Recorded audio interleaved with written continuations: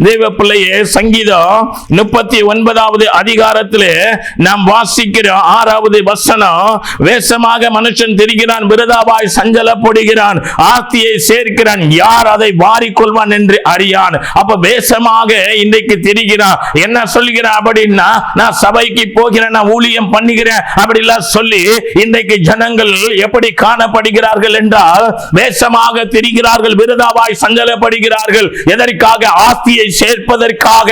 தேவ பிள்ளையை ஆஸ்தியை சேர்க்கிறதுனால இன்றைக்கு தேவ பிள்ளையே, அதாவது ஒரு தேவனுடைய பிள்ளை எப்படி இருக்க வேண்டும் என்றால், நாம் வாசிக்கிறோம் 1 தீமோத்தேயு 6வது அதிகாரம் 7வது 8வது வசனம் இப்படியாய் சொல்லுகிறது. என்ன சொல்லுகிறது?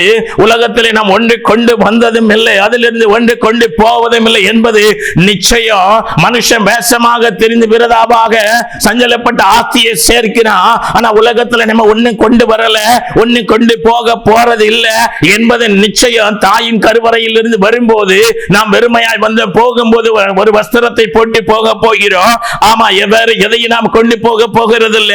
ஆனா இன்றைக்கு தேவனுடைய பிள்ளைய சபை என்பது பரலோகத்திற்கு ஜனங்களை ஆயத்தப்படுத்துகிற, ஒழுக்கங்களை சொல்லிக் கொடுக்கிற, ஒழுங்கினமானவைகளை நம்மை விட்டு தூரப்படுத்தி ஒழுங்கில்லாதவைகளை தூரப்படுத்தி ஒழுக்கத்தை கற்றுக் கொடுக்கிற இடமே ஒழிய இது ஆசீர்வாதத்தை சம்பாதிப்பதற்காக பிரசங்கிக்கிற இடம் அல்ல.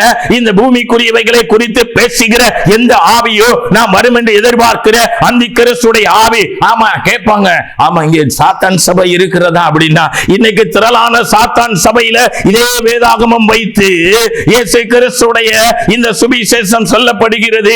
ஆனால் அவருடைய சத்தியமானது, அவருடைய உபதேச, கிறிஸ்து இயேசுடைய உபதேசம் இன்றைக்கு பிரசங்கிக்கப்படவில்லை. கிறிஸ்து தன்னுடைய பிதாவினிடத்திலிருந்து பெற்ற அந்த உபதேசத்தை அவர் பிரசங்கித்த பொழுது அப்போஸ்தலர் சொன்னாங்க, இது கடினமான ஒரு உபதேசமா இருக்கிறது அப்படி சொன்னாங்க. அப்ப நீங்க என்னை விட்டு போக சித்தமா இருக்கிறீர்களா என்று கேட்டபோது, நித்திய ஜீவ வசனம் உம்மிடத்தில் அல்லவா உண்டு, எங்க போக அப்படின்னு சொல்லி தேவனை என்ன செய்தாங்க? பின்பற்றினாங்க. தேவ பிள்ளையே, நம்ம இன்றைக்கு உண்ணவும் உடுக்கவும் நமக்கு உண்டாயிருந்தால் அது போதும் என்று இருக்க கடவும். அப்போ தேவ பிள்ளையே, போதும் என்கிற மனதோடு கூடிய தேவ பக்தி மிகுந்த ஆதாயம் என்று 1 தீமோத்தேயு 6வது அதிகாரம் 6வது வசனம் இப்படியாய் சொல்லுகிறது. அப்ப தேவ பிள்ளையே, இன்னைக்கு நம்ம எப்படி காணப்படுகிறோம்? உலகத்தில் உள்ளவைகளை நாம் நேசித்துக் கொண்டு நாம் இன்னைக்கு காணப்படுகிறோம் அப்படின்னா, நாம் எந்த பகுதியில் தேவ ராஜ்யத்துக்குள்ள கடந்து போகும்? இது கடைசி காலமா இருக்கிறது, கடைசி காலமா இருக்கிறது. மனுஷன் வேஷமாக தெரிகிறான், விருதாவாக சஞ்சலப்படுகிறான், ஆஸ்தியை சேர்க்கிறான். இதை யார் வாரிக்கொள்வாள் என்று தெரியல. ஒரு மலை வாரிக்கொள்கிறது, ஒரு சுனாமி வாரிக்கொள்கிறது, ஒரு பூமி அதிர்ச்சி வாரிக்கொள்கிறது, ஒரு காட்டு தீ வாரிக்கொள்கிறது, நிலச்சரிவு வாரிக்கொள்கிறது. இப்படிப்பட்ட பல தீமைகள் இந்த கடைசி நாட்களிலே நடந்து கொண்டிருக்கிறது. இவையெல்லாம் சம்பவிக்கும் போது அவருடைய மனவாட்டி சபையானது எப்படி காணப்பட வேண்டும் என்றால், அவருக்கு ஆயத்தப்பட்டு அவரை மத்திய ஆகாயத்திலே சந்தித்து பிதாவினுடைய வீட்டுக்குள்ளே கல்யாண நாளுக்குள்ளே மனவாட்டியானவள் போய் சேர வேண்டும் என்பதற்காக இந்த கடைசி நேர எழுப்புதல் என்று இன்றைக்கு சொல்லிக் கொண்டிருக்கிறோம். ஆமா தேவ பிள்ளையே, எழுப்புதல் என்று நாம் சொல்லுறதுனால எழுப்புதல் வரப்போறதில்லை. சொல்லுவாங்க, கிரயம் இல்லாமல் எழுப்புதல் இல்லை, ஜபம் இல்லாமல் அசைவில்லை.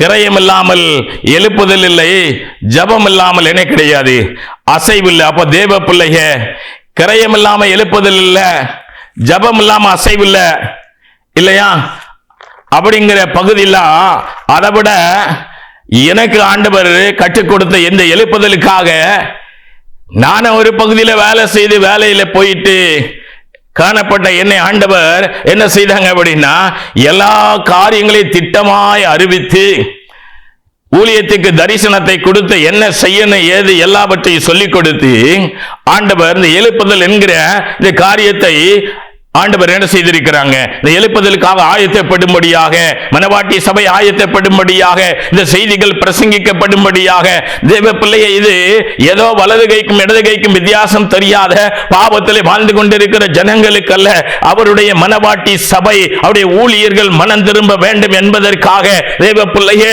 ஆமா ஆண்டவராகிய இயேசு கிறிஸ்து அன்றைக்கு தன்னுடைய ஊழியத்தினுடைய முதல் பிரசங்கத்திலே ஆண்டவர், மனம் திரும்புங்கள் பரலோக ராஜ்யம் சமீபமாய் இருக்கிறது என்று தேவ பிள்ளையே, இன்றைக்கு அவர் யோவான் கைது செய்யப்பட்டு காவலில் அடைக்கப்பட்ட பின்பாக இயேசு கிறிஸ்து தம்முடைய ஊழியத்தை ஆரம்பித்தாங்க. அப்படி ஊழியத்தை ஆரம்பிக்க போது அவர் கலிலேய கடற்கரை ஓரமாக தன்னுடைய முதல் பிரசங்கமே மனம் திரும்புங்கள் பரலோக ராஜ்யம் சமீபமாய் இருக்கிறது. இன்றைக்கு இந்த மனம் திரும்புங்கள் பரலோக ராஜ்யம் சமீபமாய் இருக்கு என்ற இந்த பிரசங்கத்தை பட்டணத்திலேயோ கிராமத்திலேயோ இல்ல கடற்கரையிலேயோ இல்ல தெருக்களிலேயோ அன்னைக்கு பண்ணின பிரசங்கத்தை இந்த பிரசங்கம் இன்றைக்கு எங்க பிரசங்கிக்கப்பட வேண்டியது என்று பார்க்கிறோம். அப்படின்னா இது ஊழியர்கள் மத்தியிலே பிரசங்கிக்கப்பட வேண்டிய பகுதியாக இருக்கிறது. சபைகளுக்கு மத்தியிலே பிரசங்கிக்கப்பட வேண்டிய பகுதியாக இருக்கிறது. தேவ பிள்ளையே, ஒரு மனுஷன் தேவனோடு வாழ்வானே ஆனால் தேவனுடைய அங்கலாய்ப்பை அவன் கேட்பான். அங்கலாய்ப்பை கேட்கும் போது அவர் என்ன சொல்லுகிறாரோ அதை செய்வதற்காக தேவன் இந்த பூமியிலே அவர் என்ன செய்கிறாரு? இன்றைக்கு அவருடைய ஸ்தானாதிபதிகளை அவர் தெரிந்து கொள்கிறார். ஆமா, எத்தனை பேர் அவருக்கு ஊழியர் செய்கிறோமோ அத்தனை பேரு அவரோட வாழ்ந்தா அவர் சத்தத்தை நிச்சயமாய் கேட்க முடியும். ஆண்டவர் பட்சபாதம் உள்ளவர் அல்ல. இல்ல நான் உனக்கு சொல்ல மாட்டேன், நீ எனக்கு என்ன தேவை கிடையாது அப்படிலாம் சொல்ல மாட்டாங்க. யாரா இருந்தாலும் சரி. ஆமா, மனுஷன் ஜாதி பார்த்து சொல்லுவான், ஆனா நம்ம ஆண்டவர் ஜாதியை பார்க்க மாட்டாரு. மனுஷன் படிப்பை பார்ப்பா, நம்ம தேவன் படிப்பை பார்க்க மாட்டாரு. மனுஷன் அழக பார்ப்பா, நம்ம தேவன் அழக பார்க்க மாட்டாரு. மனுஷன் கோத்திரத்தை பார்ப்பா, நம்ம தேவன் கோத்திரத்தை பார்க்க மாட்டாங்க. மனுஷன் அதாவது என்ன செய்வான் அப்படின்னா ஆள் பார்ப்பா, ஆனா நம்ம தேவன் ஆள் பார்க்க மாட்டாங்க. அவர் பார்க்கிறதெல்லாம் அவருக்கு கீழ்ப்படுகிற, அவர் சத்தத்திற்கு கீழ்ப்படுகிற, தன்னை அர்ப்பணிக்க கூடிய, அதாவது தேவ வார்த்தைக்கு செவி கொடுத்து அதன்படி வாழ ஒப்பு கொடுத்து அவர் பட்சத்தில் நிற்கக்கூடிய, அவருக்கு பயப்படுகிற, அவருக்கு கீழ்ப்படுகிற பரிசுத்தத்தை ஆமா நம்ம வாசிக்கிறது போல வெளிப்படுத்தின விசேஷம் 22வது அதிகாரம் 11வது வசனத்துல நம்ம எப்படி நீதியை செய்கிறவ இன்னும் நீதியை செய்ய, பரிசுத்தம் உள்ளவ இன்னும் பரிசுத்தமாக, நம்ம எல்லாம் வசனத்தை மனப்பாடம் அடிப்போங்க. மனப்பாட வசனத்தினாலதான் இன்றைக்கு எல்லாம் பாழாய் போய் இருக்கிறது. மனப்பாட வசனம் பேசுறதுனால ஒரு பிரயோஜனம் இல்லைங்க. மனப்பாடமா நம்ம ஆண்டவரோடு வாழ்கிற ஒரு வாழ்க்கை இருக்கணும். பரிசுத்தம் தாங்க, அதாவது கிறிஸ்துவோடு வாழ்கிற ஒரு வாழ்க்கை. கீழ்ப்படிதல் தாங்க கிறிஸ்துவோடு வாழ்கிற ஒரு வாழ்க்கை. நம்ம கீழ்ப்படியாம, பரிசுத்தம் இல்லாம, அர்ப்பணிப்பு இல்லாம நம்ம மனம் போன போக்குல வாழ்வா அப்படின்னா நாம் தேவ சத்தத்தை கேட்க முடியாது. யாரா இருக்கட்டும், விசுவாசியா இருந்தாலும் தேவ சத்தத்தை கேட்க முடியும். ஊழியன் தான் என்றல்ல,